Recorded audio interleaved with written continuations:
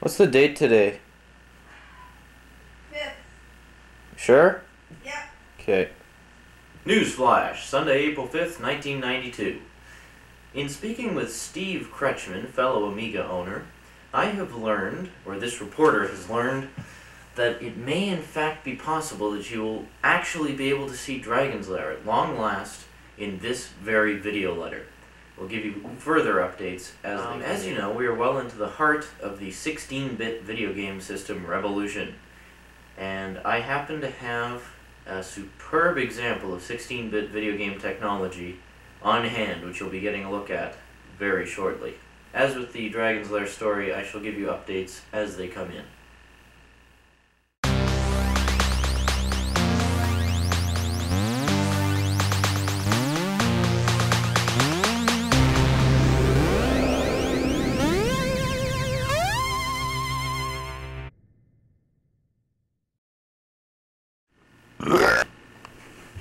Dun, dun, dun, dun.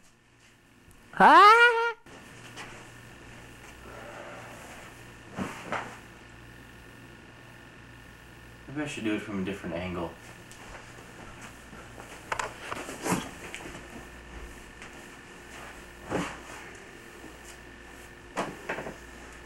Welcome back. Yeah, I mentioned the 16-bit revolution, which as you mentioned, you were fully aware. And you said you loved Life Force. Oh, incidentally, you mentioned the Super Nintendo? Well, if you liked Life Force, check out Gradius 3. There was a game for the Nintendo a few years ago called Gradius. And the sequel to Gradius was Life Force, which a lot of people said was a hell of a lot better than the first one. Anyway, the sequel to Life Force is Gradius 3. So that's for the Super Nintendo, 16 bits of wicked graphics. By the way, I've checked it out. Super Nintendo is not in stereo. Wrong! It is in stereo. You just need a special AV cord to output it. The default cable that the Super NES came with is mono, but there was an alternate stereo one you could buy separately. Just thought I'd mention that. But aside from that, it gives great sound anyway. Wait a minute. Hold a second. Let me think this through. I believe it's in stereo if you wear headphones. Yes, I think. Yeah. Or maybe that was Sega Genesis. I don't know. Well, anyway, the game I'm about to show you is a Sega Genesis game. And I think you'll really like it. You've no doubt heard of this game if you watch any TV at all, or if you know anything about video games. I'm sure you've heard of this one. It's a very popular game. One of the fastest games you can play on a 16-bit system. I mean, we're talking warp factor 9 here. It is so fast. If you like Mario Brothers, you'll love this one. It has some similarities to Mario Brothers, but this little blue guy can do things that Mario never even dreamed of. Check it out. From me to you on the Sega Genesis, Sonic the Hedgehog. Check it out. Sega!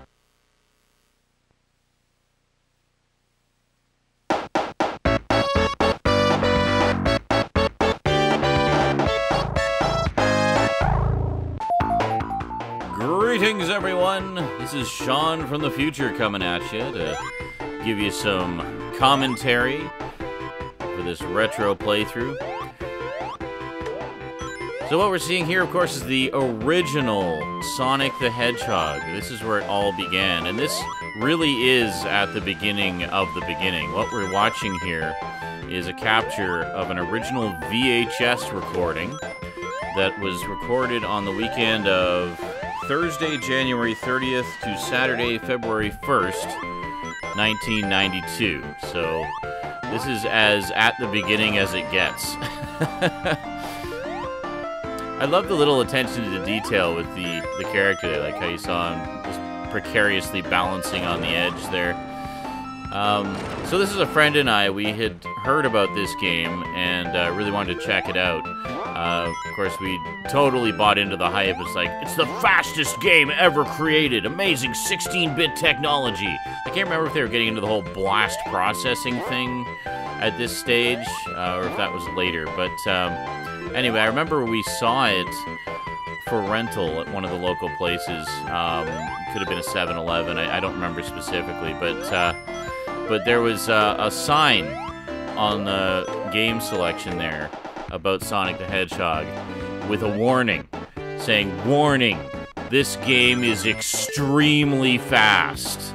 So, of course, that just made us want to play it even more. It's like, oh my god, like, the game comes with a warning about possibly being too fast for you to handle. Like, we have to try this game. I mean, even if it's so fast and so impossible to play that we just suck, we at least have to try it. And, yeah, I mean, as it turns out, in terms of the speed aspect of it, I mean, definitely more hype than reality there. But, there are some moments, even in this first game, where you do go pretty darn fast. And certainly for the time, it was definitely one of the fastest games that had come out at that time. Like, in terms of, you know, like this part coming up here, going into the tube there. Come on, we're gonna go in the tube? No, we gotta explore around a bit first.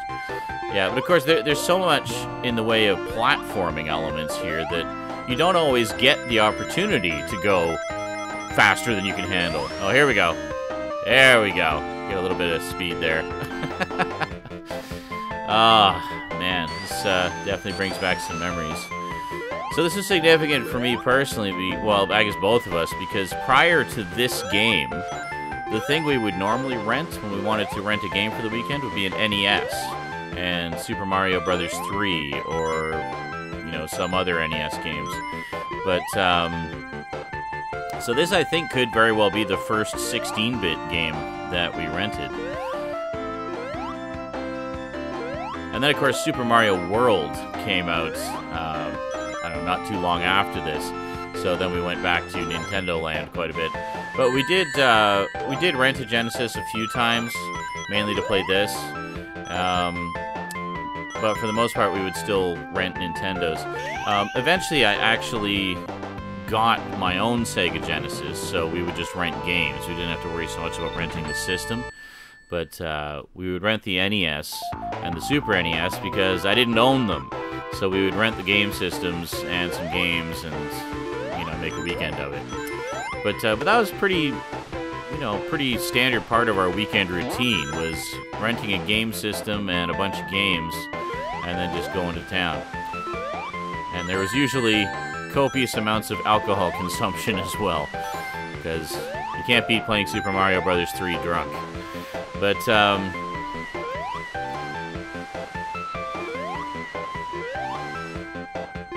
yeah, I mean, this is very rightfully a classic game. Oh, yeah, you can see there's a TV up there. There we go. Just managed to tap it. But, I mean, this is a classic platforming game in every sense of the word, and it's easy to see why it was such a hit immediately. I mean, sure, they had the gimmick of it being so fast, blah, blah, blast processing, blah, blah, blah, and everything. But when it comes right down to it, it's just a really well-made game. I mean, the multiplaning of the background graphics is really nice. You get that nice sort of 3D parallax scrolling effect there. And I like how the water is kind of translucent and you can see through it. And, you know, they really put a lot of thought into this. And I mean, just the visual design itself is very bright and colorful. And oh, here we go. I got some speed going now. But, there we go. I got the shoes and invincibility. Oh, yeah, we're rocking now, baby. Here we go. And, yeah, but this is a great game. I mean, it would really get your adrenaline pumping whenever you get the speed getting poured on, you know, either by getting the shoes or being invincible, or, well, I guess invincibility doesn't really increase your speed, but getting the shoes and being invincible, it's like, oh, yeah, there's just nothing in the world can stop me. And then, of course, inevitably you'd barrel into a bottomless pit or something, but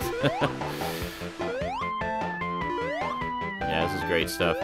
And then when the second one came out, what was it, like not even, barely a year later, they just rushed the sequel out. But the second one was even better. It was just incredibly well done. Like, it was a pretty solid franchise for many, many games. It really wasn't until, I think, it went into the 3D era that they... There we go. Look at that. Free life. Gotta love it. Come on, grab it. Grab it. This must be me playing, because when we were playing this, we were alternating between me and my friend.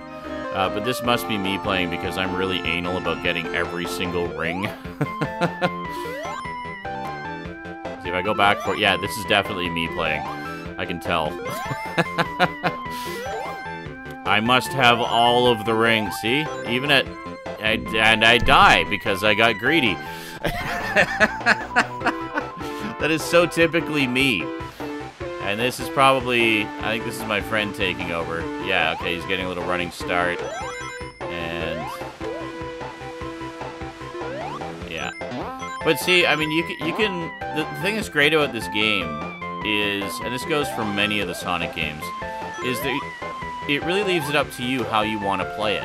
Like, if you just want to go on a speed run and blow your way through it, you can. Like, you can totally take a fast path through most of these levels and just kind of pour on the speed and, like, don't worry about getting all the rings, don't worry about exploring, just go, go, go, go, go, try to get to the end as fast as you can. You can do that. Or you can do more like what my friend and I are doing here and explore around. Now, there is a time limit, of course. The time limit is 10 minutes, I believe, which is a crazy long amount of time. Like, you have more than ample time to fully explore these levels in that amount of time. You know, a couple of runs through each of these levels, taking the full 10 minutes to explore. You can find most of the major stuff there. Might be a few sort of deviously hidden spots you don't find right away, but once you know they're there, you know, once you played through it a few times and you know the paths, there's, you know, you can get a lot of the good stuff and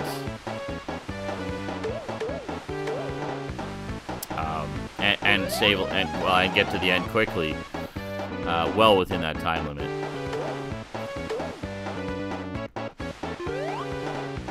That's good. Definitely some treacherous areas here. But yeah, I mean, you see all the platforming aspects of it, and I mean, even here you can see, I mean, we're still kind of in the same section that we were in before. Yeah, avoid those. Deviously placed springs to rocket you into death. And you can look around a little bit, which was also unusual actually for a platformer, being able to just, you know, hold the D-pad up or down to get more of a look around at your environment. That's something you didn't really see in a lot of games at the time. Oh, maybe this is still me. Yeah, I can't remember. This may or may not have been when my friend was there. I don't know. Like, I know that I had it to myself for a little while. And generally when I would do these game recordings, I would play the game for a little while to get good at it. And then that way I could get as much of the game as possible recorded to tape, because I wouldn't be mucking around trying to figure out what I'm doing and stuff like that. Nowadays, I like to do it sort of first impression style, where, you know, you see me playing it for the first time, which means sometimes it can be a little painful when I don't know where to go. But back in these days, I would generally prefer to master a game first, and then do a recording of it for, you know, for my own personal enjoyment or for a video letter or what have you. Of course, around this time I was doing a lot of video letters, so it was almost always to have something cool to put into a video letter. It's like, hey Jason, check out this game I was playing, and then actually show him footage of the game. Now, at this point in time, it wasn't so easy for me to do a voiceover, so my master recording of this is strictly the game audio. But I figured I'd add a little voiceover on here for you, give you a few anecdotes and stories, and whoa, jeez. This is great. Of course, now I have this game several times over. There's been a few Sega Genesis and Sonic the Hedgehog collections put out over the years. Yeah, once you see that sign, you can't go back. Otherwise, you can actually scroll freely. Like, you can run all the way back to the beginning of the level if you want.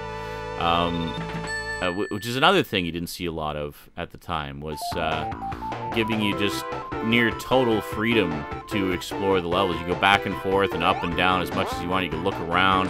I mean, there was, you know, it wasn't just about the speed. There was a lot of innovations in this game that, you know, I mean, we kind of take for granted now with so many games being free roaming and whatnot. But I don't know that Sonic was the first to do those things. It was certainly, I'd say, the most popular example. Oh, that was close.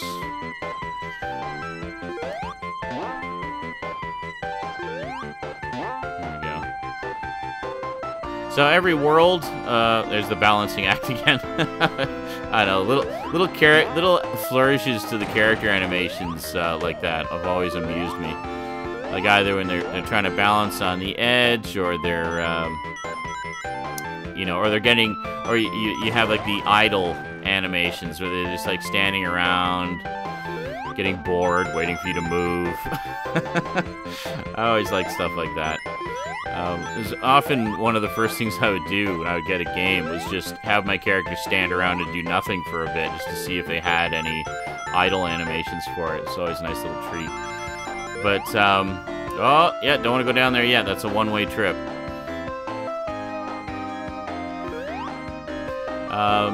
Those of you who played some of the later Sonics may be wondering, hey, where's the spin dash? Well, this is the original Sonic the Hedgehog. They didn't introduce the spin dash until Sonic 2. So there is no spin dash. Oh, really? Come on. So as you can see here, with the spin dash, this part would have been way easier. Ah, one little tick left. But as you can see, you literally have to go and take a running start and then push down to get into spin mode. And then you get your... Oh no, okay, not a one-way trip. Oh, that one was a one-way trip. The other one was not. Whee! And there we go. Yeah, see? That's a troll spring there. It's like, it just bounces you back up to the top. But actually, I shouldn't call it a troll spring because, I mean, if you just want to be going really fast through that tunnel over and over again, you can with that one. Whereas you can't with most of the other ones. Oh, jeez. Oh, getting so close to those spikes. It's stressful. What am I doing? Oh, okay. Never mind. Me from 1992 knows what he's doing, apparently. Like, why are you going down there? It's like, oh, because there's a bunch of stuff. Never mind. Is this amusing you, hearing me getting stressed at my gameplay from 26 years ago? Yeah.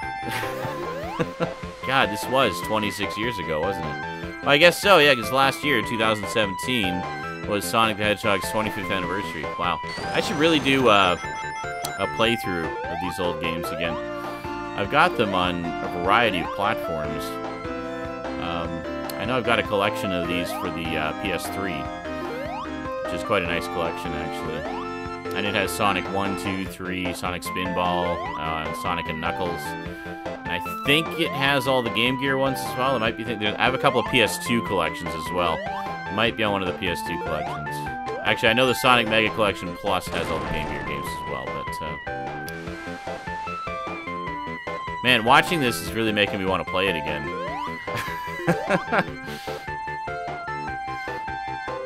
I wouldn't quite say playing old Sonic is like riding a bike. You do forget stuff. The reflexes aren't quite what they used to be. But mind you, I've always kind of sucked at these games. It would take me a few tries to kind of get the feel for it. But so much fun. I mean, and like I was saying, how it's really up to you how you want to play it. Oh, I think we're past the point of no return here. Yeah. All right. So we've got 106 rings.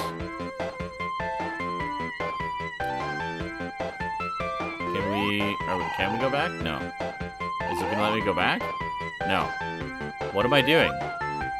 Oh, I'm trying to... Oh, there's something in the tree. Okay. Like, what am I doing? Wow. I'm not even getting close. Oh, that was a close one. Come on, you can do it. You can do it, me from the past. Ah. No, you gotta kind of rebound off the hill. Yeah, like that, but at an angle. Come on, you can do it. You can do it. Go. Come on. Get up there. Come on. No. Come on. No. Oh my god. Am I ever... Okay, we've only got 10 minutes.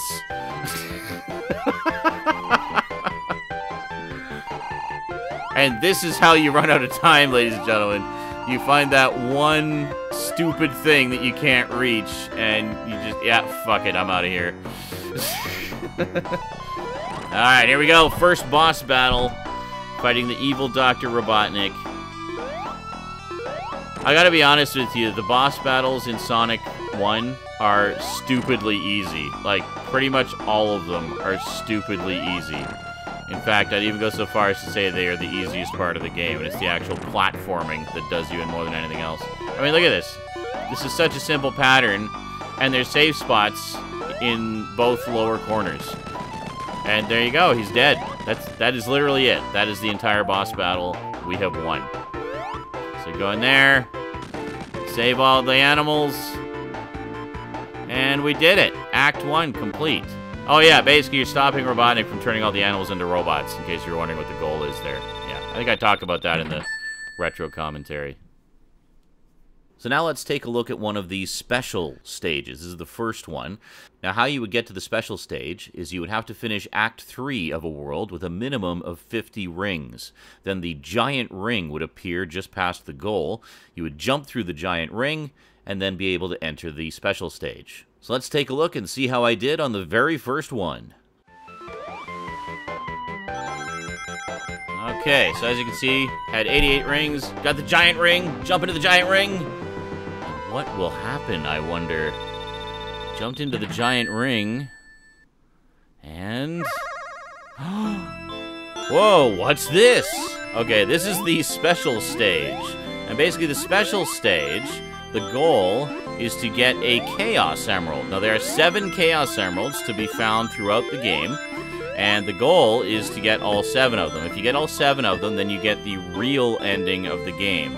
If you miss even one, then you get the not real ending of the game, where basically you lose and Robotnik wins. So despite everything you've done, if you've missed one stinking Chaos Emerald, you, oh jeez, Okay, so basically it's a maze, and you bounce around in the maze, and the R reverses the direction that it's spinning. There's other things that... Oh, come on, get in there, get in there. You see there's... Oh, and we lost. Well, that was it. So basically, you got to get to the center where the Chaos Emerald is and get the Chaos Emerald. Otherwise, it hit any other exits, it boots you out.